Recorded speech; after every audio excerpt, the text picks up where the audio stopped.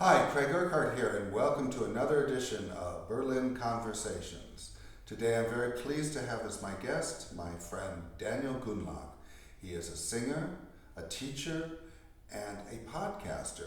Welcome, Daniel. It's so good to see you. Thanks, Craig. How nice to join you here. It's been quite a few years. We met, I think, on the Lottie Lehman Board of Directors. Oh, yes. Yeah. Those were the days when there was still an active Lotte Lehmann Foundation. Yeah. That's right. And I think that our mutual friend Darren Hagen enlisted us both. Yes, he did. The composer. Well, actually, no, it's funny. It wasn't Darren who enlisted me because I didn't know him at the time. Okay. I met him, and then, of course, we became very close friends. But I was asked, I think life happens in, sometimes it seems very arbitrary ways. I had written a few articles for Classical Singer magazine, and I had proposed, they had a story lined up for the upcoming issue, and something about it fell through, and so the editor contacted me quite urgently and said, "We have 3 days before press. Can you write an article about some singer? It doesn't matter who. Just who would you like to write about?" And I said, "Well, let's talk about the two singers that are, in fact, two of my very favorites. I can write about either one of them, Lotte Lehmann or Claudia Muzio." And I said, because there's a lot more source material available about Lehmann, maybe I should do Lehmann. And she wrote back and she said, "Fine, just do it." And I didn't know Gary Hickling, who is very active in Lotte Lehmann research.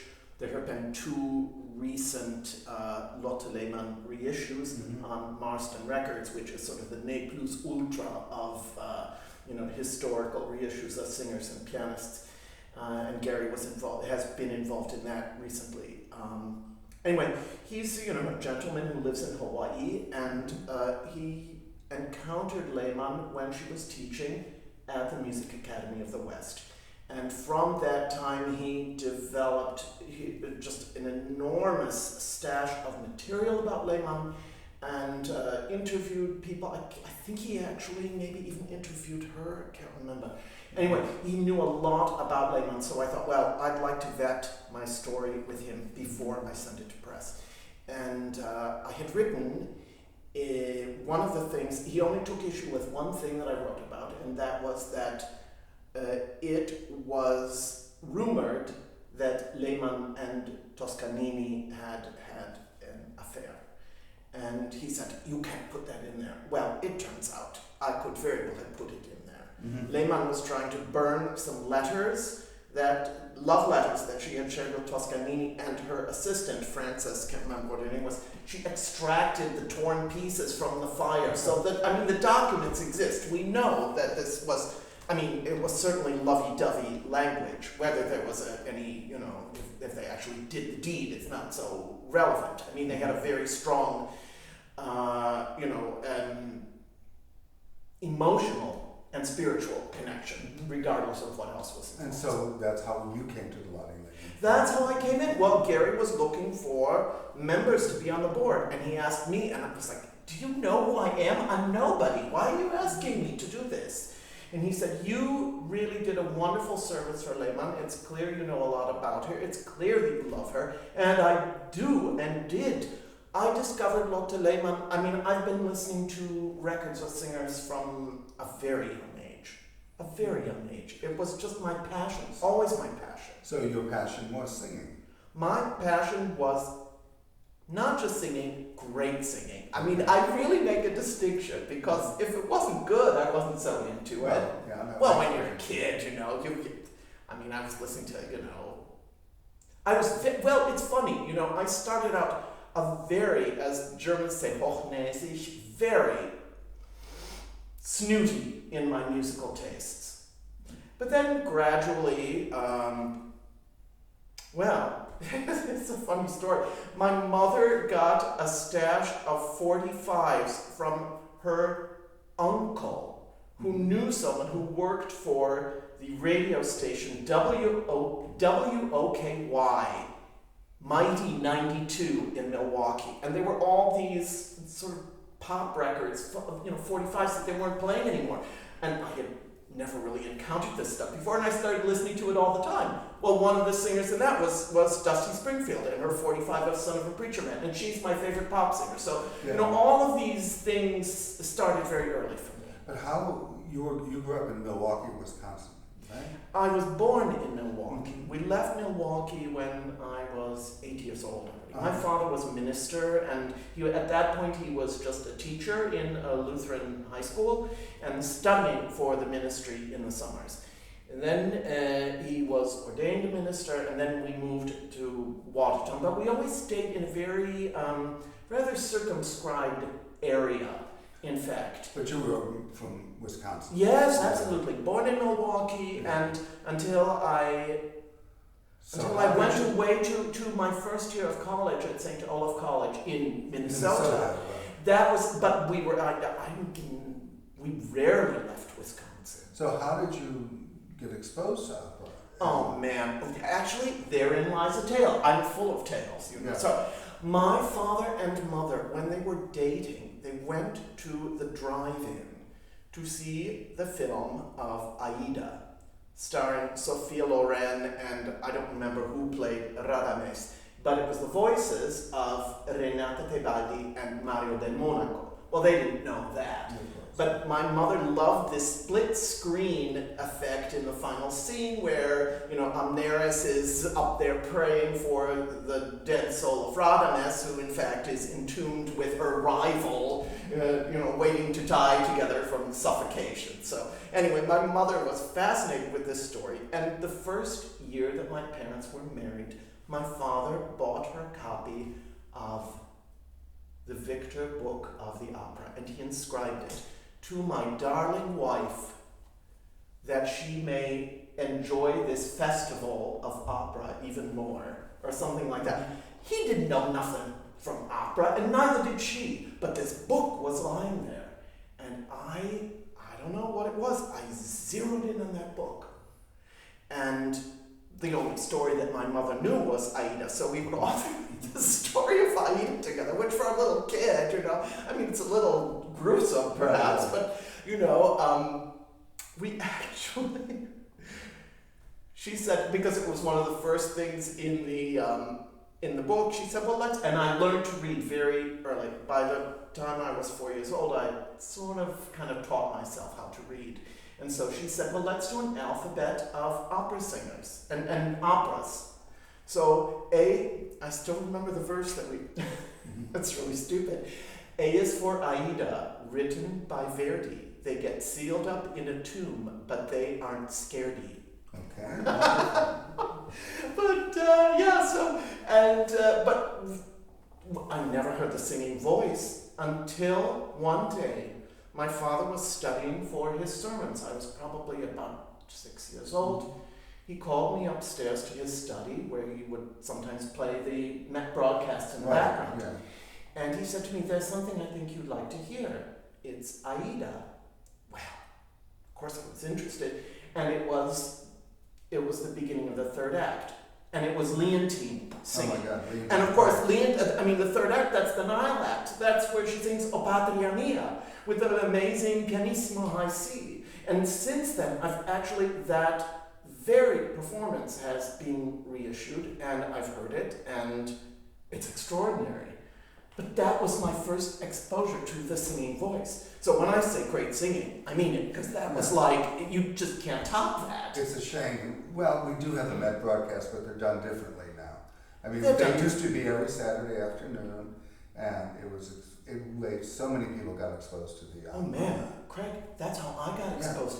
Then it took me a while before I really started digging in. But when I guess I started listening to operas more when I turned 10 years old, and we lived in Janesville, Wisconsin at that point, and if your parents would sign a release form for you, you could check out records, long playing records from the library. And so my mother signed that for me, and the first two records that I checked out on my own were Tales of Hoffmann, the Opéra Comique recording from like 1947, and the newly released recording of Pierre Boulez conducting Péléas et Mélisande Oh my God. with George Shirley and Elisabeth Söderström. And that, I zeroed in on that opera. What 10-year-old would say, oh yes, my favorite, well, I love opera, and my favorite opera is Péléas et Mélisande. You weren't precocious. No! Nor pretentious, not even a 10. So when did you start singing? Yourself? Well, that's an interesting story too, because then, I was constantly trying to educate myself. And we had gotten a piano when I was, I think, about 7 or 8 years old. The person who was the godparent, we call them sponsors, of my father died. And this woman had a piano in her family. And they offered it to my family, my father, at a reduced price. Right. And so they thought, well, Danny loves music so much, let's get a piano for him. And of course, I mean, all of the children we all had piano. Had to play piano. Nobody else really. I remember sitting down at the piano when we first got it and playing "My Country 'Tis of the Sweet Land of Lit," because I was playing it in F, and so I played the B natural by accident, and then I taught myself how to, sort of the way I taught myself how to read. So a bit of an autodidact, but I never really developed into much of a pianist. My focus was always on the voice. It was what intrigued me the most. Why? Because you hear the soul through the voice. It's that simple. When someone really opens their heart and they sing, what an experience that is. I still don't think there's any greater conduit for truth or honesty or sincerity or integrity than a really engaged voice. Singing whatever, it doesn't matter. Well, it's this. It's the expression of the soul. Yeah. And it's so different. I mean, when I was playing the piano, and you, as a pianist, you seem to have a great connection with your instrument. I never did. I always felt like it was this thing outside of me. And then my father had the opportunity to buy a trumpet from someone, from his congregation. So they bought a trumpet for $50. I don't want to play the trumpet. I said, I want to play the oboe. Because to me, the sound of the oboe was the closest musical instrument to the human voice. That's interesting. But they said, no, oboes are too expensive. We've got a trumpet, you've got to learn how to play the trumpet. And then, eventually, when I got to high school, I was given the opportunity, because there was in the marching band, they lacked a tuba player. Okay. And they said, we need someone to play the sousaphone. And I was a freshman. I was just starting out at the school. I was the very last chair trumpet, and I thought, I don't like this one bit, being way in the basement like this. So I said, I'll play the tuba. So I had this huge sousaphone in the blaring Wisconsin heat, August heat, wandering around this football field because I wanted to be the only one. I always wanted to be different. Okay. And that's what my mother would have something to say about that, I think. But then when did you start? Did you take voice lessons in high school, or no? You just. But what my voice training, my exposure was checking out every single record. Again, I went alphabetically. This is when we lived now in the town of Oshkosh, which came after Janesville. I checked out, and they had a wonderful public library. I checked out every single opera record, starting at A. Alphabetically, I can't remember who was, at the beginning of the alphabet in terms of composers, because Verdi came later. Right. Okay. Right. But I remember listening to Berg's Lulu. Oh my goodness, that really blew my mind. And already by that point, because I had started with Péléas, I became a huge Pierre Boulez fan. And Right. so I played the organ at my father's church, and they paid me $5 a service. And with the money that I'd earned, I used to special order all the new Pierre Boulez records that came out, and I would ride my bike out to the Janesville Mall, buy these records, and sneak them into the house because my parents were very disapproving of this kind of music. Really? Oh yes, Wozzeck was the devil's tool, and They were Lutheran. Bartok was the granddaddy of cacophony, and they would read these pseudo-intellectual aesthetic books written by these right-wing aestheticians. That, and I'm not talking about like beauty aestheticians. I mean, although that would have been an interesting. You know what those. Tammy Faye Baker, that sort of look, right? No. But, so I sort of got myself on a bit of a tangent here. When you started, how you... So I started listening to all of these records, and I got stuck on Joan Sutherland singing Lucia. Mm-hmm. And I used to sing along with those records. I would sing along with the end of the mad scene, high E flat. I had all of those notes. I could sing in the stratosphere. I mean, my voice had sort of changed, but it remained high. That's right. You have a very special. You're not. Well, yes, You're in not fact. a bass, and you're not a tenor. I'm not even a tenor, and I'm not a baritone. You are a. I am a countertenor. And you were a countertenor before they were even fashionable. Well. In a way. Yes, it's true. I mean, when I started out, now we're jumping forward many years, right? And actually, I did want to say a word about how I actually started to become a singer, because, as you say, I was not trained. Right, yeah. And I was fascinated. I listened all the time. And in fact, here's a story. So around that time, I started listening to Callas because she was in the C's, A, B, C. So I got to Callas fairly early. And Bellini before that. So I listened to the Norma, the first Norma recording, and I heard it and I thought, ooh, who is this Maria Callas? What is this? It's horrible. I hated it. But this is what so many Callas fanatics say, that the first time that they heard her voice, they thought, ooh, that's strange. I thought the record was pressed off-center, right? Because it just sounded so weird. And took me a long time. Well, I listened all summer long because I was stuck on the C's. Mm-hmm. So I had to get through all of them. So I started listening, and finally I got to her recording of, it was her French opera heroines, and the first cut on there is the Orphée aria by Gluck. J'ai perdu mon Eurydice, and it's the song. I'm going to start to cry. Orphée sings it when he realizes that Eurydice is dead. Mm-hmm.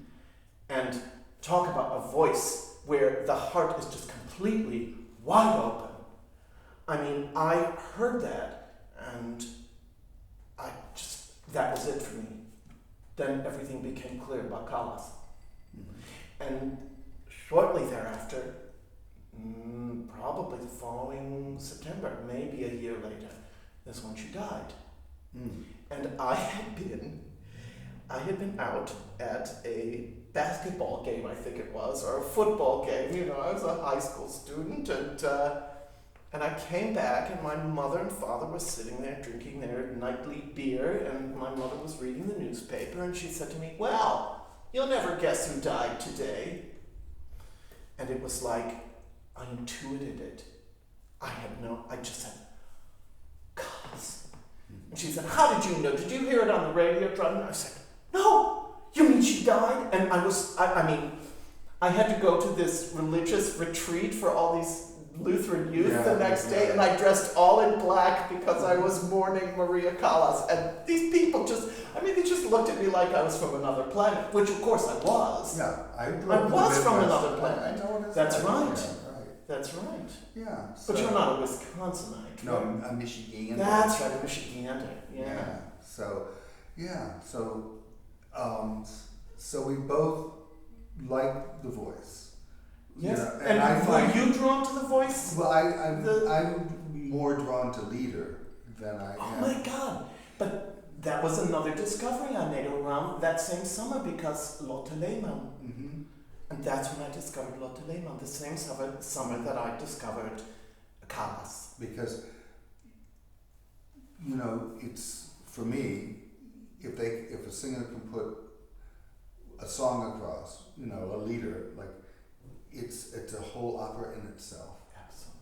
You know, that's why I write these songs, which you have. I was lucky enough to have had some written for me. Yeah, in fact, performed yes. some of mine. And you should just say what those songs were, because I think it's, I don't know if that cycle has had much exposure, but they're really great songs. Okay. It's the quilt songs. The quilt songs. Yes. Right, yeah. You had a friend, well, I don't remember the whole story. A friend Oh, who, it was in quilt his songs, family, yeah. right? That was an interesting story. My friend had a heirloom quilt, Mm-hmm.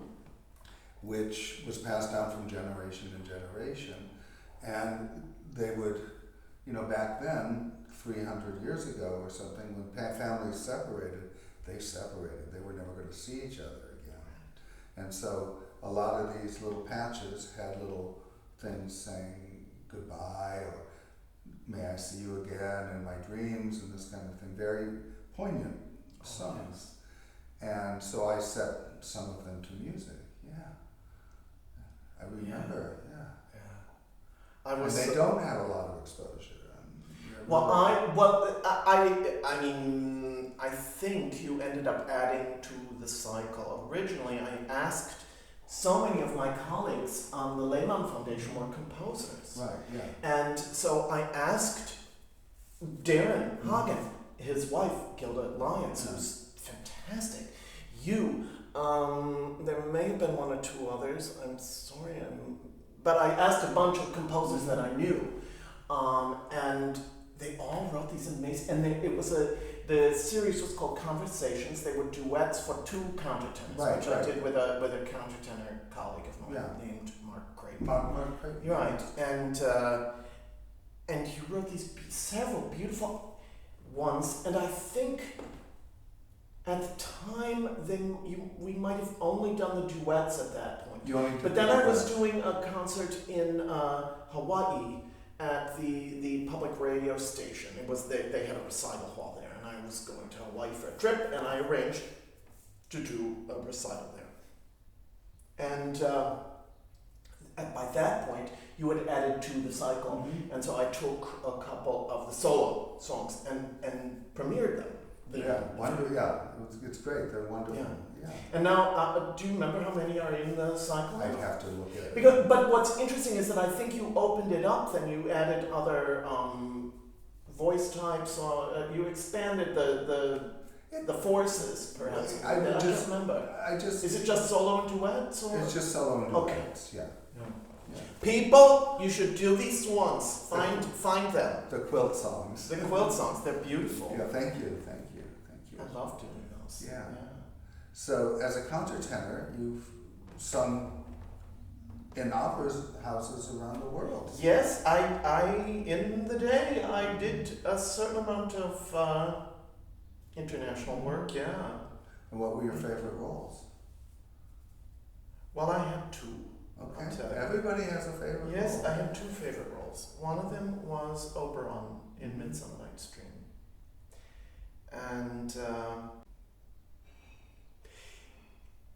I'll say one thing. One hears the countertenor, the word countertenor, you think, oh, Baroque music. Well, I never really liked Baroque music, and I was never particularly good at it. Mm-hmm. My voice didn't lend itself. I didn't have a particularly Baroque sound. It was a big voice. It had a lot of vibrato. It just didn't lend itself. And a lot of the early music conductors, I tried to get a foot in the door with these people, but I won't even relate some of the horror stories. But they just, and I was starting out, and as you say, it wasn't really a thing yet. I was starting out, I was applying for competitions, and they were refusing me because they said that I was not a legitimate voice category. A countertenor was not a legitimate voice category to participate in their competition. You know. Times have changed. Yes, times have changed. Well, the year that I was doing Oberon in Tunbridge Wells was the year that they were doing Popea at Glyndebourne, and that's when David Daniels did his first big thing singing Nerone there, and it turned him into an international star. Didn't happen to me, but it's, we all went on our own paths. Right. I'm perfectly happy to be on my path, especially comparatively speaking. Yeah. And what's your other favorite role? You said you had two. Yes, I loved Oberon just because of the magic element and all of it, and the music. It's so diaphanous, and I'm not an across the board Britain lover, but I think it's certainly one of his most inspired scores. I love singing that. The other one was a contemporary role. It's the last big thing that I ever did. It was at the Châtelet in Paris. The composer's name is Gualtiero Dazzi, and he took this very, very famous picture book, famous in France, called Le Luthier de Venise, the violin maker of Venice. And it was written by this woman named Claude Clément, and she was at all of our rehearsals, and I have a special place in my heart for her because she loved my voice. She just loved my voice. So I created this role. And I was hired because I was doing a small role at the Bastille the year before, and Gualtiero and the staff at the Châtelet were looking for someone to create this role of the beggar woman, La Mendiante, in this opera. And again, it's this sound world. Do you know the music of Sariaho at all? No. The Finnish composer. It's amazing. Gualtiero's music, I thought it was sort of comparable to that. This incredible wall. It's not when I say it's know the music. Yeah, I've heard you her. know who I mean, right? Yeah. She wrote L'amour de Loin. Yeah, that I've they heard did at her, the Met. her music at the Berlin Phil. They play it. Okay, right. So it was that, but it's like another world, and you've never heard anything like it before, right? And that was the experience I had, and I got to create this role and work with the composer. And as he got to know my voice, he would make adjustments to the score to fit my voice better. And I mean, it's that sort of collaboration I love, and I've always loved doing that kind of work a little bit more. I always wanted, even I said when I was a kid, I always had to be different, and this was another way. I simply could not sing like some of many of my more famous colleagues who could just whip through that Baroque coloratura like it was nobody's business. That was never me. It was never me. I sang a certain amount of that stuff, but it always caused me so much anxiety because I knew that it didn't really fit me. And I tried so hard to make myself over into a singer like that, and I simply couldn't do it. So I had to learn to live with what it was that I had. And you know what? What I had, I didn't even know how special it was. But, this is what I was just going to say. I mean, from what you say about how you feel about the human voice, you couldn't do something that didn't resonate with your soul. That's absolutely right, Craig. Yeah. But it made me so unhappy because to get the kind of exposure that I needed, I would have had to be doing this music that simply didn't find a place inside of me. Mm-hmm. So, you grew up in the Midwest. Yes. You made your way to New York. Yes. You had a successful time in New York. Well, I had a time in New York, yeah. And then why Berlin? How did you end up here? Why Berlin? Well, of course, with me, there's no simple answer to any question, right? But I just felt like my time in New York had sort of come to an end. Mm-hmm. I wasn't in any significant relationship. I had, undergone a very traumatic breakup, and I just couldn't justify staying there. And then my roommate said to me, well, I'm going to move I really have to get away from New York. And I thought to myself, oh dear, what am I going to do? What am I going to do? And my ex, who has been, and still is my best friend, was here. He was doing a Stipendium at the Freie Universität in a sort of, he's a theater scholar. Mm-hmm. And so I went to visit him for 2 weeks. He invited me to come visit while he was starting at that what was it called? Interweaving Performance Cultures. And so I went for 2 weeks, and I had spent time in Berlin before, and I hadn't really agreed. I hadn't liked it very much. I was trying to do auditions. I was having some health problems, but I was trying to audition in stuff for which was music that I didn't really respond to, and I was unhappy, and I was going through relationship issues, blah, blah, blah, blah, blah, blah, blah. So I really didn't like Berlin. I didn't like it. But then I went to visit David. I came to visit David, and that would have been, maybe summer of 2002, maybe. I think that's right. And I don't know, Berlin rolled out its red carpet for me, just because I knew people here from the time that I had been here before. The weather was spectacular, unlike most of the time. Often here, yes, like we're having today, for instance. And in fact, it would have been almost exactly 8 years ago. And I just thought, well, Gloria's leaving New York. I can't afford to get my own apartment. I wouldn't want to live with a stranger, and my time in New York has been used up anyway, so why don't... And David really wanted to get a pied-à-terre in Berlin. He has a boyfriend here, and he thought, rather than have to get a different Airbnb every time he wanted to come over here, that I could we could get a place together. I could hold down the fort while he wasn't there, and then anytime he was not teaching, he would just come over here and spend time. And that's the model that we started with, and it's the model that we have kept to. Yeah, that's and great. Amazing, and sometimes when people are no longer, romantically paired, you find that you're actually pretty darn compatible. And in fact, that's how it's been for us. He's my family. Yeah, that's great. And so, that's how I came here. Yeah. And then I had already more or less given up singing by that point, except for my church job and stuff like that. And then when I came here, I thought, well, you know what? I'm going to give it another shot.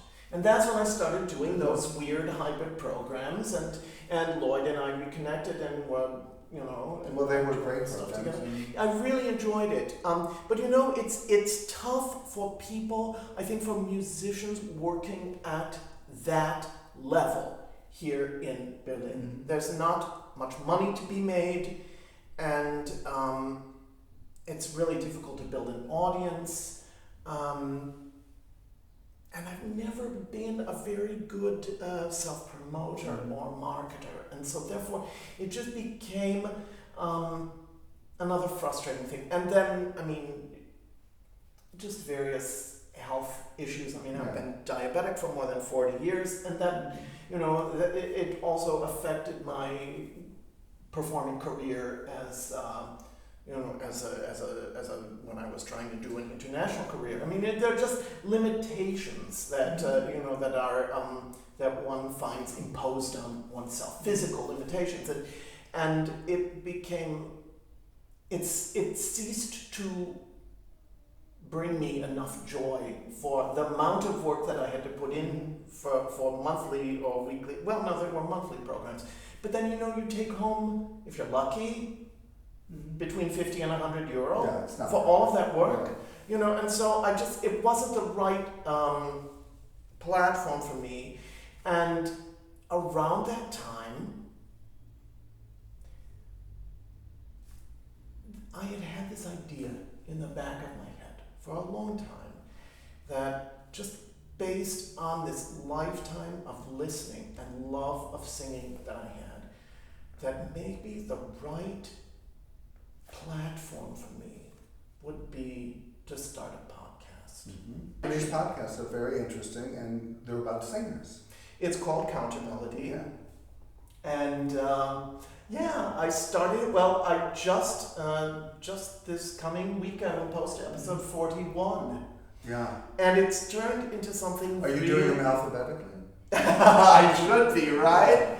Yeah, well, I've done some A's, but then on the other hand, I've done, Jenny Turrell, another Bernstein, important person in Bernstein's life. Yeah, I did an episode on her. This week, I'm so excited because I'm doing 2 gay pride issues. Last week was Sisters in Sappho, and I did 2 of my favorite singers. Who happened to be lesbian, Tatiana Troyanos and Brigitte Fassbender. Tatiana. Yes, of course. What a sad loss. She died so young. I mean, what a blazing star. She was amazing, and she was so sweet too. I mean, she worked with Bernstein. Yes, I know she did. That was that terrible year where we lost Tatiana. Oh my God. And Lucia Pa. And Arlene Oshie. Yeah. And I talk about it on the podcast episode. It was, and I think Tatiana was the first one to go in August, I think. And she had just done her last role at the Met, a new role, Valtrauta, in May. And then she went on and she did Clairon in Capriccio, San Francisco, and she finished that in it went through June. And she died in July. And she died, I think, the beginning of August. Okay. The cancer she had breast cancer, and then it had metastasized, and they discovered a recurrence. And it was so tragic. But I like singers who are just kind of, in their own way, take no prisoners. And she was absolutely one of those singers. And so was Brigitte Fassbender. Yeah. And I had a really interesting time this last week comparing and contrasting them, and then following that part of the episode with a bunch of singers from the women's music movement in the early 70s, all those wonderful lesbians that came up, and so I did a bunch, because I try not to be too hochnäsig, too snooty about the kind of music that I'll play on the podcast. If there's a chance to bring in some pop singers that I love, then I'm going to do that. Which pop singers did you bring in for this? For the lesbian episode? Yeah. Well, I started with Janice Ian. Of course. She got her debut on... I know that. I didn't mention it, but yes. Yeah. And I think, was it Society's Child that he featured her? And that really, it was such a controversial number. Anyway, I love Janice Ian and her song Stars. I could sing that song till the day I die. Well, you probably will. I hope so. Yeah, okay. It's one of my favorites. You just sit down at the piano and start to do it. And I've done it, maybe not countless, but many times, and I adore the song. It's all about, what's interesting about that song, it's about the weird part of being a performing artist and fame, and how we who are trying to tell a story, how that meshes or doesn't mesh with being a famous person. Well, I was never a famous person, so I never really had to deal with that. But I do try to tell a story when I sing, and so that's a song that I love. I also did a Dusty number, and it was a song that was written by a woman who was very instrumental, influential, in fact, in the whole beginning of that women's music movement in the 70s. Her name is Margie Adam. I did Meg Christian. I did Chris Williamson. I did Holly Near. I did a bunch of. Well, I did Michelle Endeguiocello. So there was even some hip hop in there. I mean, it's just, if somebody's a good singer, they've got my attention. And really, and that's another thing though, as I was mentioning about, telling a story. Right. It's the wonderful thing that singers have at their disposal. We have words. When you sit down to play the piano, it's a different kind of experience, right? because we we draw from our own experience and extrapolate onto what you're doing, and we draw meaning from our own experience through that. And of course, that's what music is anyway, right? Right. But when you have words that go with that, words they're an incredibly powerful tool. We see how words can be used for evil, and thank God, they can also be used for good. Mm-hmm. And so that continues to be something that I really focus on through my podcast now. Mm-hmm. And they're wonderful. And where do people find these podcasts? Well, on any of the usual podcast platforms, that's where you can subscribe. But I also have... And repeat the name of your podcast? It's called Counter Melody. Okay. As in... Because I always have to be a little bit different, so the counter melody weaves in and out among through the main. And you're a countertenor. The melody, and I'm a countertenor, and it's a melody. It's something that voices undertake to sing a melody, either the main melody or in harmony, weaving in and out. And so it just seemed like a good name, and I did a fundraising thing, and I'm actually now starting another one. So if anybody wants to support me, I'm now doing it through Patreon, where I'm offering bonus material for my subscribers. Is there a website for it? Yes, there is. I created a website, and I always put lots and lots of really fun pictures and stuff on it. It's called countermelodypodcast.com. Great. One word, countermelodypodcast.com. And you can go there, and if you want to subscribe and you don't know how the podcast universe works, you can also just listen to the podcast episodes there, or you can subscribe. There are various links that you can click on to take you to different subscription platforms: Spotify, Apple Podcasts, Google Podcasts, stuff like that. Yeah, the platform. I think Stitcher. I mean, the usual stuff, right? But it's available there. And my big goal is to just increase my listenership. Well, hopefully. And yes, I hope that people who might be interested will find that it's a journey worth taking. I love clearly I love to talk, but I also hope that it's clear that I have something to say, and I do it kind of my own way, for better or for worse. So I highly recommend people go and listen to Counter Melody, and thank you so much for coming by. Oh man, we could go on for hours. Well, I think we could, and we often do. Yeah. But it's been a real pleasure and a real joy, thank you so much. Oh, it was really a joy for me. Thank you. Great. Okay. Thank you. Thank you so much for joining me today for another conversation, a very inspiring and entertaining conversation with Daniel Gundlach, and who is a singer, a teacher, and a podcaster. And I hope you come back and join me for my next one, and be sure to subscribe to my YouTube channel so you don't miss any more upcoming Berlin conversations or my performances from my home. So I look forward to having you back, and thanks for joining me today. Have a good day.